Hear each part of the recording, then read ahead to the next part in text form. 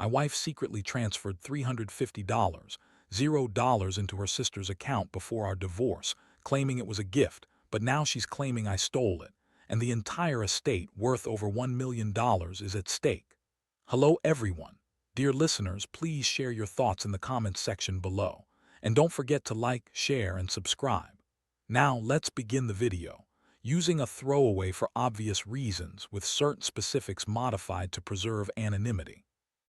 I never thought I'd find myself in a situation like this, but here I am laying it all out. You know that feeling when you think you've got everything under control and then suddenly your whole world shatters? Yeah, that's exactly what happened to me. It started with little signs, things I ignored at first, like Sarah, my wife, acting weird, secretive phone calls, late nights that she'd brush off like it was nothing. But I didn't want to believe she was cheating. I mean, we'd been together 10 years, had 2 kids, a house, a decent life. I thought we were solid. But then came the bombshell I never saw coming. I found out she transferred $350, $0 into her sister's account right before we filed for divorce. She claimed it was a gift, just money she decided to give her sister, no big deal. But I knew better, that kind of money. It didn't just appear out of nowhere, and she wasn't the kind of person who just gives away hundreds of thousands without a reason. I started digging into her bank statements, her phone records, everything I could get my hands on. That's when I stumbled on the real reason she was acting so guilty lately. There were messages, flirty, inappropriate messages between her and some guy named Mark. I'd seen her flirt before, but this was different. It was full-on sexting, talking about meeting up, secrets, and how much they wanted each other. I felt like I'd been punched in the gut. It was like I didn't even know who she was anymore. She'd always been a bit bitchy, bossy, and full of herself, but I never thought she'd cheat on me. When I confronted her about the messages, she lied right to my face. Said it was all innocent, just some guy she'd met at work, that she was only talking to him about work stuff, that I was overreacting. But I knew better. I'd seen her phone, seen her smile at that guy's text like she was smitten. And then came the biggest shock. She claimed the money transferred into her sister's account was a gift, that she was trying to help her sister out because she was in some financial mess. She said it was all innocent and I was just paranoid. Honestly, I felt sick. How could she lie so easily? How could she betray me like this? I'd always thought we had something real, something worth fighting for. Now I was staring at the possibility that she'd been cheating on me for months behind my back, and she was trying to cover it up with stories about money and gifts. I couldn't even process what I was feeling, anger, betrayal, heartbreak, all rolled into one. I kept asking myself, how did I miss all the signs? How could I have been so blind? This whole thing hit me like a freight train. I was furious, but at the same time deeply hurt. I'd trusted her with everything, and she'd been sneaking around, lying to my face, and draining our savings to help her sister while she was out screwing some guy.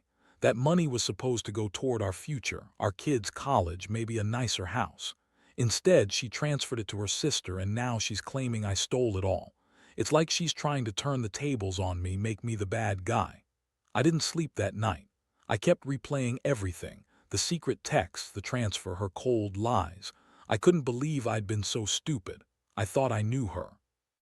But the woman I married, the woman I loved, was just a mask she put on to hide what she was really doing. I felt a mix of rage and despair. How do you even begin to fix something like this? How do you move on from a betrayal that cuts so deep? I didn't have the answers yet, but I knew I had to do something. I had to find a way to get to the truth, to stop her from manipulating the situation, and maybe, just maybe, figure out what my next step was. The next morning was like waking up in a nightmare I couldn't wake from. I sat at the kitchen table, staring at my phone, trying to piece everything together. My mind kept circling back to the transfer $350 into her sister's account. What was she thinking? Why would she do that right before the divorce? And why had she lied about it being a gift? That amount of money isn't something you just give away on a whim. It has to have a reason, a plan. I knew she was hiding something, and I was determined to find out what. I decided to check her bank account myself. I logged into her online banking, and there it was, clear as day. The transfer was made just days before she filed for divorce. I looked at the details, and what I saw made my blood boil. She transferred the money to her sister, Lisa, who was always in some kind of financial trouble. I remembered her saying Lisa was struggling with bills and that she was just helping her out. But now I wondered if that was just a cover story, another lie. What was Lisa doing with all that cash? Was she involved in whatever scheme Sarah had cooked up? I kept digging through her financial records, trying to find anything that could explain this. I found a series of small transactions, cash withdrawals, online purchases, things that didn't add up. It looked like Sarah was trying to hide the money to make it less obvious. And then I saw a pattern. She'd been withdrawing money in small amounts, probably to avoid detection, and funneling it into her sister's account. It was like she was trying to cover her tracks, but she didn't realize I was watching. I was furious, but I also felt betrayed. How could she do this? How could she drain our savings, our future, just to help her sister? And all the while she was out cheating on me, sexting with Mark, acting like a single woman. It was like I was living with a double life, her fake persona at home and her secret life behind my back. I couldn't believe I'd been so blind. I'd always thought she was loyal, that she loved me, but now I saw everything differently. She was a liar, and she'd been lying for months. I decided I needed to confront her again, but this time with some proof. I waited until she got home from work, knowing she'd try to deny everything. When she walked through the door, I laid everything out on the table, screenshots of her texts, bank statements, the transfer details. Her face went pale, and for a second I thought she might crack. But then she looked at me with that bitchy smirk she always wore when she thought she was winning. "Oh, come on, Chris," she scoffed. "You're overreacting, it's just money. I was helping my sister. You're making a big deal out of nothing." She crossed her arms, trying to act dismissive, but I wasn't buying it anymore. I told her I knew about Mark, about the sexting, about the money transfer. Her eyes flickered with panic, then she started spinning her usual lies. "It's all a misunderstanding," she said. "You're just jealous. I never cheated. I was just talking to him about work stuff, that's all." I lost my temper. I couldn't handle her lies anymore. How many times had I caught her in a lie and she'd just brush it off? I told her I was done being played. I was sick of her cheating, sick of her stealing from us, and sick of her pretending everything was fine. I told her I wanted the truth, everything. I demanded to know where the money really went, what she was hiding, and why she thought she could get away with it. Her reaction was cold and calculated. She looked at me with that bitchy, condescending expression and said, "You think you're so smart, don't you? But you're just a stupid, naive husband. You think you control everything, but you don't. I do what I want when I want." That was the moment I realized that this wasn't just about money or cheating. It was about her complete lack of respect for me, for our marriage. She was willing to burn everything down just to get what she wanted, and I was just supposed to accept it. I felt my stomach tighten with anger. I knew I had to do something, but I wasn't sure what. Part of me wanted to scream, to call her out, to ruin her. Part of me wanted to walk away and never look back. But I also knew that I needed to protect what was left of my dignity, of our future. I told her I wasn't going to let her manipulate me anymore. I said I'd be getting a lawyer, and I'd find out exactly what she'd done with that money, where it really went. She just scoffed again, rolling her eyes, and stormed off to the bedroom. I stood there, furious and exhausted all at once. This wasn't just about money anymore. It was about trust, respect, and the fact that I had been blindsided by someone I thought I knew. I knew I couldn't stay silent. I had to act fast before she managed to spin her web even tighter. I grabbed my phone, started making calls to a lawyer, and decided I'd get to the bottom of this, no matter what it took. Because at the end of the day, I wasn't going to let her ruin me or our future without a fight. Over the next couple of days, I threw myself into gathering evidence. I wasn't going to let her manipulate her way out of this. I contacted a lawyer, a guy named Mark who specialized in divorce and financial disputes.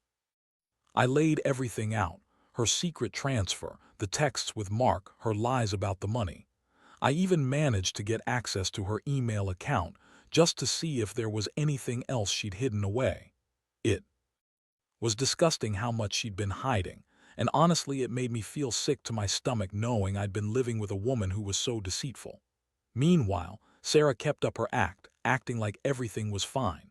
She'd come home, pretend to be the loving wife, but I could see right through her. She was tense, defensive, and constantly trying to gaslight me. She'd say I was overreacting, that I was paranoid, that I was crazy for suspecting her. But I wasn't crazy. I knew what I saw, what I felt, and I was done with her lies. One night I caught her texting again, this time with someone named Brian. The messages weren't sex, but they were flirtatious enough to make my stomach turn. She was talking about meeting up, saying she missed him, and that she was so tired of pretending everything's okay. That was it. I decided I'd had enough. I was going to show her I wasn't going to be played anymore. The next day, I sat her down and confronted her with everything I'd found. I handed her her phone and I told her to read the messages. Her face went pale. Again, but this time she didn't bother to deny it. She just looked at me, eyes cold and defiant, and said, "You're just jealous. You don't understand. I have needs, Chris. You're so boring, you don't satisfy me anymore." That's when I realized she was just a selfish, manipulative bitch. She'd been cheating on me, lying about money, and trying to convince herself she was the victim. I felt a surge of rage. How could she be so callous? How could she throw away 10 years of marriage just because she was bored or wanted some excitement? I told her I was done listening to her lies. I was filing for divorce, and I was going to fight for everything she'd stolen. I was furious that she'd taken that money, drained our savings, and then tried to turn me into the bad guy. I knew I had to act fast, so I called the lawyer again, and we set an appointment for that very afternoon. I was done being a pawn in her game. From that moment, I decided I'd do whatever it took to get justice, whether that meant exposing her in court, making her pay for her betrayal, or just walking away with what was rightfully mine. But even as I made those plans, a part of me felt numb. I'd always believed in honesty and loyalty, and now I was faced with the fact that the woman I loved, the woman I'd built a life with, had been lying to me the entire time. It was like my entire world was crumbling, piece by piece. I wondered how I'd ever trust anyone again, how I'd pick up the pieces and move forward. That night I sat alone in my living room, staring at the divorce papers I'd printed out. I knew I was about to change everything, and honestly I wasn't sure if I was ready for what was coming. But I also knew I couldn't stay silent anymore. I had to stand up for myself, for my future, and for the truth. The day of the divorce hearing felt like the worst day of my life. I woke up with a pounding head and a sick feeling in my stomach. I kept replaying everything: the lies, the betrayal, the money she stole, the sexting, the sneaking around. It was like I was trapped in a nightmare I couldn't wake up from. I couldn't believe I had been so blind for so long. I thought I knew her, but I was just fooling myself. She was a master manipulator, and I had been her pawn. When I arrived at the courthouse, I saw her sitting there looking smug and confident, as if she'd already won. She was dressed to impress, makeup perfect, hair done, like she was at some glamorous event instead of a courtroom. I felt a surge of anger. How could she be so cold? How could she just sit there, pretending everything was fine, while she'd stolen from us and cheated on me? I clenched my fists and took a deep breath. I knew I had to stay strong. The hearing started, and I laid out everything I had uncovered. My lawyer presented the evidence: bank statements, text messages, the transfer to her sister, the sexts with Mark and Brian. I watched her face closely, trying to gauge her reaction, but she remained composed, almost indifferent. She kept trying to spin stories, claiming I was paranoid, that I was trying to ruin her reputation. But the judge wasn't buying it. After hours of testimonies and evidence, the judge finally made a ruling, awarding me full custody of the kids, dividing the assets, and ordering her to pay back the stolen money. That was when she snapped. Her bitchy attitude turned into outright rage. She stood up, yelling, "This is all a lie. You're just jealous, Chris. You're the one who's been cheating, not me. You're trying to ruin me because you're insecure." I couldn't believe her audacity. She was trying to turn the tables, make me look like the bad guy. But I knew better. I had all the proof I needed. After the court session, she stormed out, calling me every name in the book. I was left there, feeling numb, exhausted, and furious all at once. I knew this wasn't over. She'd fight me on every front, probably try to manipulate the kids, and probably come after me financially. But I was done playing her game. I'd fought for what was rightfully mine, and I'd won some measure of justice. That night, I sat alone in my apartment, staring at the divorce papers. I felt a strange mixture of relief and emptiness. Part of me wanted to feel victorious, but mostly I just felt broken. I had loved her, trusted her, and she'd betrayed me so completely. I wondered how I'd ever trust again, how I'd rebuild my life from this mess. I realized that I needed to focus on myself, on healing, and on making sure I never let anyone hurt me like this again. I'd been a fool, but now I was free. Or at least I hoped I was. The road ahead was uncertain, but I knew one thing. I was done being the victim. Now I was going to be the one in control of my future. In the days that followed the courtroom chaos, I felt like I was walking in a fog. The divorce was finalized, the assets divided, and Sarah was officially out of my life, or so I thought. The money she stole, the lies she told, the sexting, all of it weighed heavily on my mind. I knew I had to find a way to move forward, but it wasn't easy.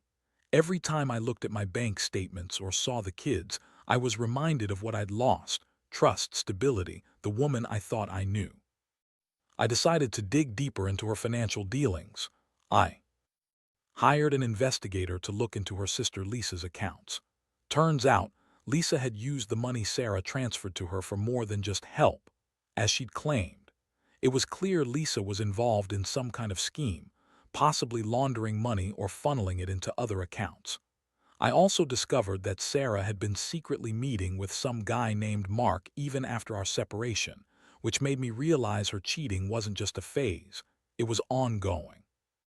I felt betrayed all over again, but I also knew I had to be strategic. I didn't want her to get away with everything. I started recording everything: her calls, her visits, her online activity, just in case I needed proof for future legal battles or to protect myself from her manipulations. I also reached out to some old friends, people I trusted, to get advice on how to handle her ongoing schemes. The more I uncovered, the angrier I became. I couldn't believe I'd been married to such a selfish, manipulative woman. One night, I got a call from my lawyer. She had filed a motion to subpoena Sarah's emails and phone records, hoping to expose more lies. I sat there, staring at the ceiling, thinking about everything she'd done. I realized that her actions weren't just about money or cheating. They were about control, manipulation, and getting away with everything. She thought she could lie her way out of it, but I wasn't going to let her. I was determined to make her pay for everything she'd stolen, emotionally and financially. Meanwhile, the kids were starting to pick up on the tension. I tried to stay strong for them, but it was hard. I knew Sarah was trying to manipulate them, telling stories about how I was mean and controlling, but I refused to let her sway their perception of me. I wanted them to see that I was doing everything I could to protect them, even if it meant sacrificing my own peace of mind. I kept reminding myself that I had to be the stable parent, the one they could rely on. As I moved into a new apartment, I started piecing my life back together. I threw myself into work, into my kids, and into rebuilding trust in myself. I learned that trusting someone isn't just about love, it's about being cautious, watching for the signs, and not ignoring the red flags. I also learned that revenge, in some ways, isn't about hurting her back. It's about making sure she doesn't get away with everything she's done. I was no longer the naive fool who believed in fairy tales. I was someone who had been betrayed and hurt, but who was still standing. I didn't know what the future held, but I knew one thing for sure: I was done being a victim. I was going to fight for my peace, my dignity, and my life.